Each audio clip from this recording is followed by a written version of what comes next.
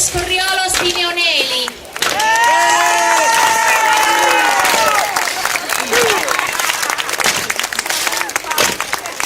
Come tutte le maschere rituali sarde, anche lo Scorriolo Simeonelli hanno un'origine arcaica e remota, un'origine che si perde nella notte dei tempi.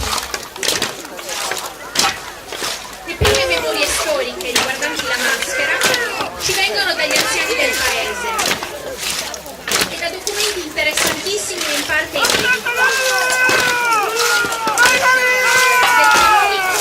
Del Mondoboni di Ortuei e da una raccolta di poesie del 1700 del neomelese Bonaventura Licheri.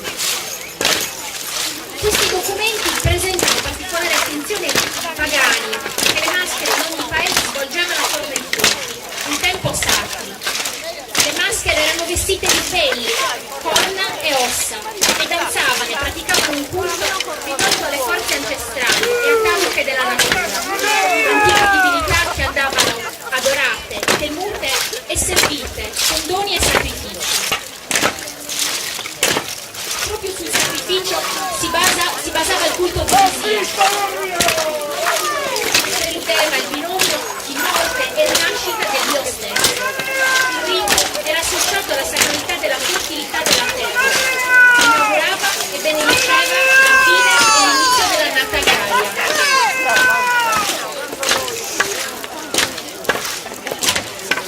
Sugorriolo vuol dire brandello di carne, lacerata mors, carne che un tempo veniva consumata viva.